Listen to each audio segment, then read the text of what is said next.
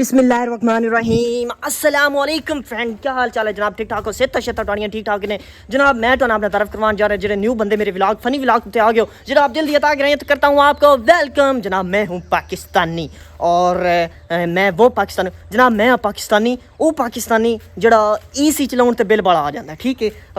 काश मैं अमेरिका विच पैदा हो जाता तो हुंदा मुसलमान ही, ठीक है।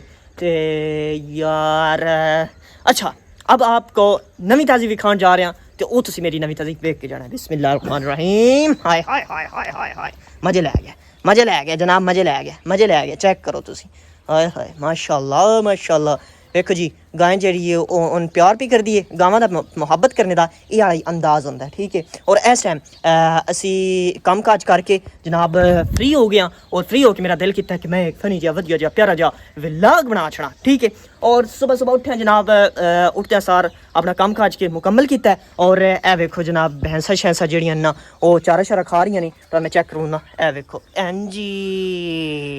हाँ जी पाकिस्तान भी थी यार, बंदे दे पुत्रार सर्विस भी नहीं लभदी यार। मैं शामी लाइव आया रहा, ठीक है। टेलीनार दा इंटरनेट मेरे कोल आई, जोंग दा इंटरनेट मेरे कोल आई, बस जैज़ दा कोन आई तां सही हो चलदी नहीं रही, ठीक है। जैज़ दी सर्विस इत्थे साडे कोल, ठीक है।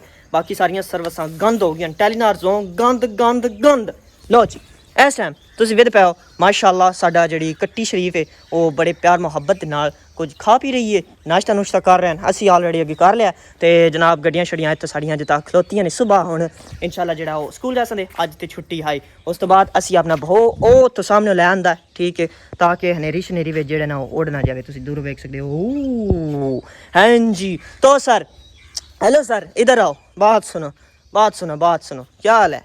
ठीक ठाक है? सेहत शेहत ठीक है?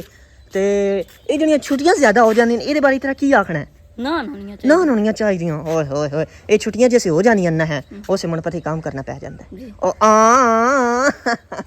ठीक हो गया जनाब, देख सकते हो। और व्लॉग शुरू कर लिया, जेह्दे विच केड़ा इंटरेस्टिंग मोमेंट आंदा है ओह तुहानूं मैं दिखाउंदा है, ठीक है जनाब। अच्छा जी जनाब, जिस वक्त पट्ठियां दा टाइम आई ना उस वक्त भाई री मोटरसाइकिल उत्ते चढ़ के किते टुर गए हन ते हुण इन्हां को पुछदे हां कि किधर गए हन। हाँ जी मुर्शद पाक, इधर आए ना, मुझे मेरे साथ मुखातब हो जाएं। क्या हुआ है, किधर गया है आप? हाँ जी, बड़े कराची चूचे होंदे ना जी, वो मैंने बड़े ही प्यारे हैं, बिल्कुल बड़ी वधिया नस्ल नो। हाँ जी, बहुत अच्छे नो जी। उन्हें एक बीमार आई 2 दिन हो गए। हाँ जी, ते उन मैं घर दी दवाइयां नो दित्तियां पाउडर शोडर जी, लेकिन उन पूरा फर्क नहीं पिया जी। फिर वो मैंने किसी दस्या बोए लाए जो है ना जी, उथे डॉक्टर आए ना, हाँ वो कोई गोली टीका करसन ठीक हो जासी ना जी। उथे गया जी, बोया लेने ता जवाब सही है, उन्हें कहा साडे वाला केस नहीं, साडे तो वाधू है काम, हाँ इन अस्पताल लैके जाओ। अच्छा, फिर मैं वड्डी दुनिया अस्पताल लैके गया, नारे नाल अस्पताल है। ते उत्थे जाके उन्हें सारा मुआयना किया, टीका भी लगा, गोलियां लेके दित्तियां ने, दवाई सिरप भी, वो उन्हें पहली खुराक दी है। वो सिर भी सुज गया है, सिर हूँ ठीक आ, मैं बाहर निकल आया मैंने मिलन खुश बात यानी चुचा हुण जेड़ा तंदुरुस्त हो गया। हाय हाय हाय हाय, कोई गल नहीं, तुहाडे नाल ही से हौसला रहना है, ठीक है। ये मुर्गी फार्म चो जेड़ी डेड मेंटेन होंदी रहंदी है ठीक है। यही ना मेरे तो अफसोस बड़ा है, सील अंदर कराची आंदा पता। हां जी, थले कमेंट आडे वीडियो थले आए आई भाई कराचियो ले आंदे आए ते मैं थले लिखया जी, चलो जी अच्छी बात है। चलो हुन जनाब चेक करो, अबू रियात दारे विच होने न।